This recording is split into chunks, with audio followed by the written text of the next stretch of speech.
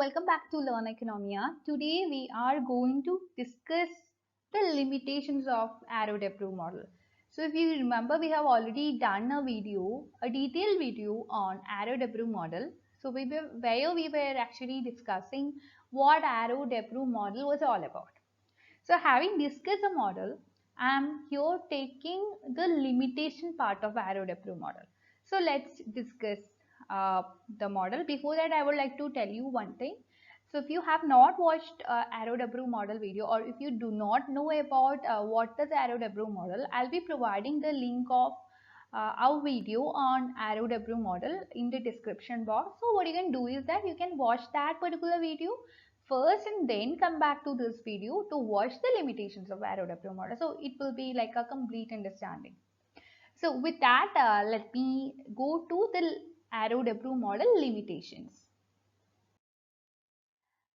Let me give you first of all a very short understanding with respect to Arrow-Debrew model. It's not like a detailed description what I was doing in the other video. So let it be a very crisp, very short, very precise description.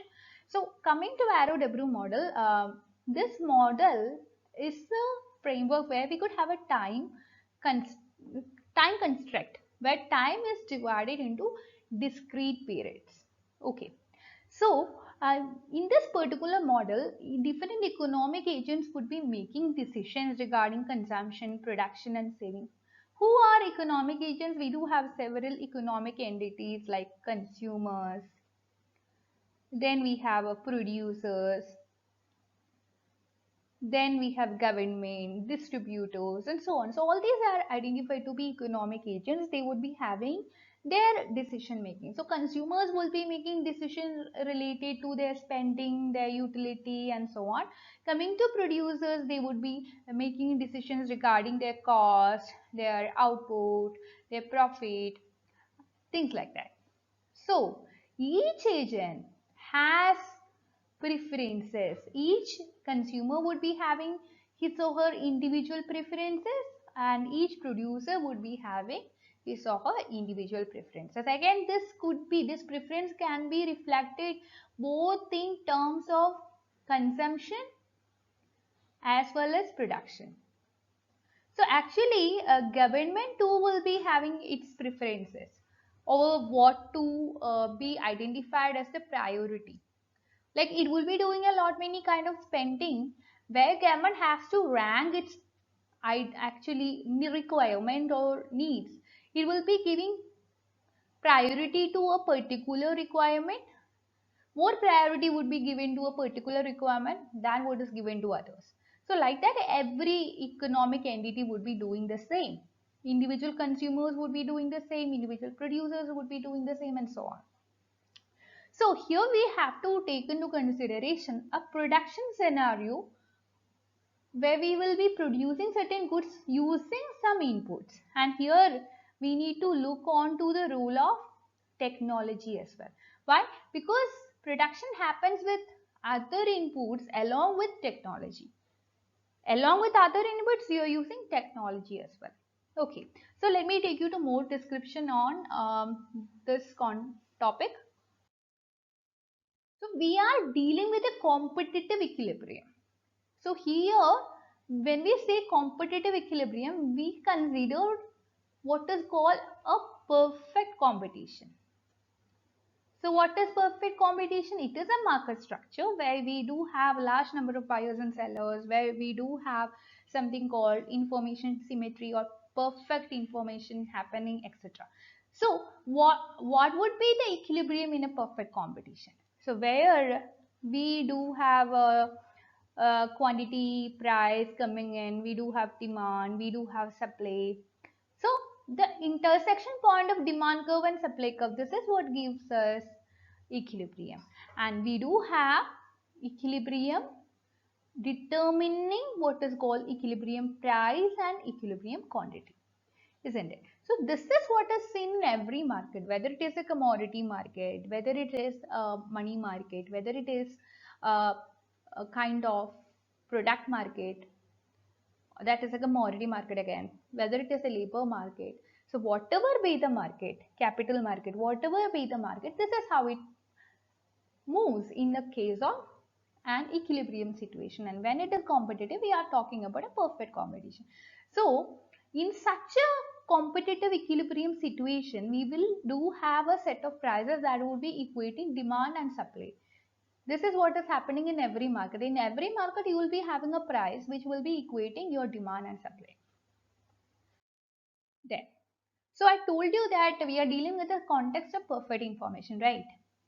And we have complete market. It's not like incomplete market assumption that we are doing in, we are taking or we are making in Arrow-Debrew model. Uh, Arrow-Debrew model always assumes a perfect competition. So we altogether consider this particular model as a powerful as well as an important tool to learn certain economic phenomena like welfare, like policies, like efficiency. So all these are actually connected. Why? Because we do have some policies taken by our government aiming at welfare, isn't it? So what will happen if certain policies are maximizing the welfare? If you are attaining a maximization of welfare, that means that we are having more efficiency, isn't it? So this welfare maximization means efficiency maximization. We do have policies like subsidies. Subsidies would definitely increase the welfare of the recipient, the beneficiary.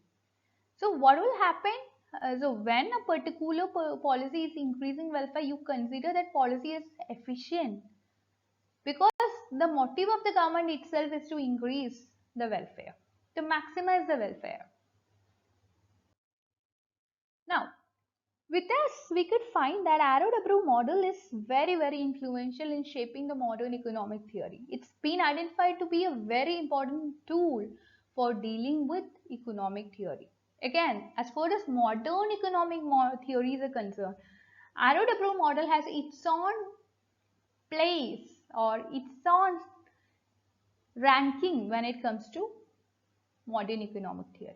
But that doesn't mean that it is free from limitations. Definitely, there have been many problems with Arrow-Debrew model, and this is what we are going to discuss in detail from here onwards. So let's see. First, Arrow-Debrew model has got several unrealistic assumptions. What all are the unrealistic assumptions of Arrow-Debrew model? It assumes a perfectly competitive market structure where we do have something called information symmetry. Information symmetry. That means a seller and a buyer would have same information regarding the product, regarding the price, regarding the other conditions, regarding the cost, everything of a product. Is that what is happening in the reality? No, right? In reality, we do have information asymmetry. And for the very same reason, we are dealing with incomplete markets, imperfect competition, and so on. And complexities would be there. So, since we are assuming a kind of situation with perfect competition and information symmetry in Arrow-Debrew model, we are far away from reality. We are far away from the complexities and complications of the real world economies. And that is identified to be one of the important problem with Arrow-Debrew model. Now what else? That was not the end, but just the beginning. We do have many other problems in Arrow-Debrew model. Coming to dynamic consideration. Arrow-Debrew model is something that focuses on static analysis of equilibrium. So what does it mean by static analysis of equilibrium? Static means it's something that takes into consideration at a point of time. At a point of time means you are not looking on to relative changes in time. So it does not capture the effects of time. So we know that the kind of decision that you take today will definitely have its impact on future, isn't it? So it is It is something that deals with what is called overtime effects, isn't it? It is something like intertemporal kind of aspects that we have to take into consideration. But Arrow-Debrew model doesn't capture this. The outcomes having its effect in subsequent period, this is not being taken into consideration in Arrow-Debrew model, which is again identified to be a very, very important drawback there. Now, transaction cost.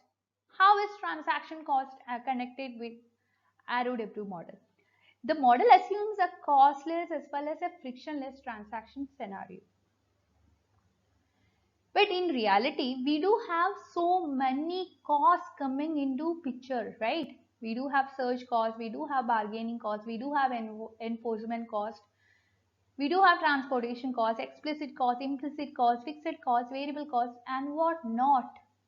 Cost would come in different forms, and you know that without cost data, you cannot say whether a business is a profit or a loss, because you will be comparing the cost and revenue.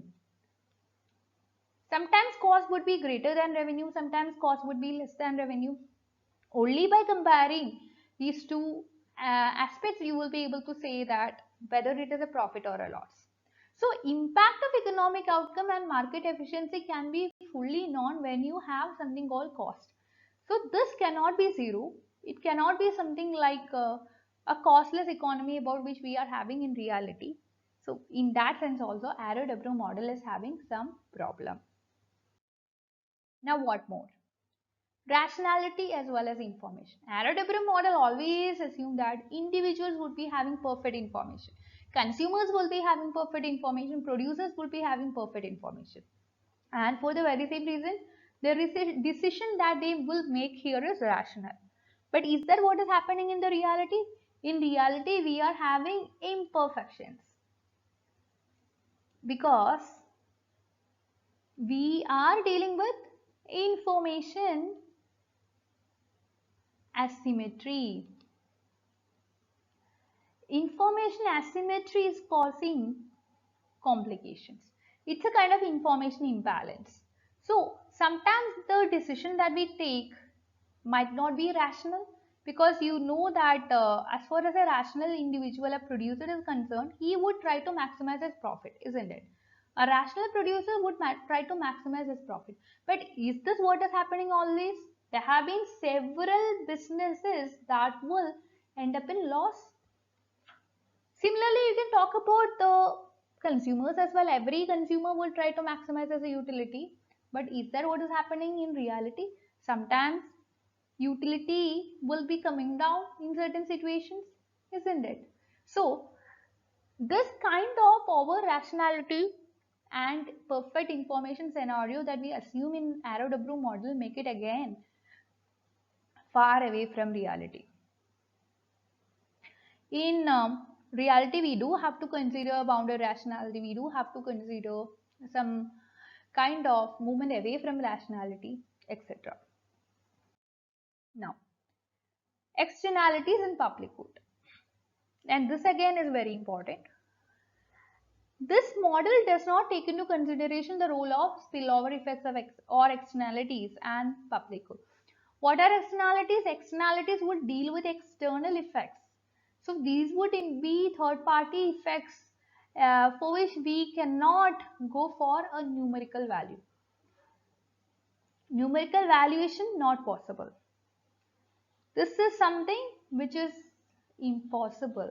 So a single numerical value will not be able to capture the effect here.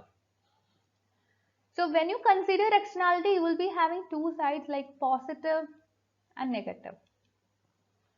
If it is positive externalities, we can handle it, and this is a better thing if you promote it. But what happens to negative externality like pollution?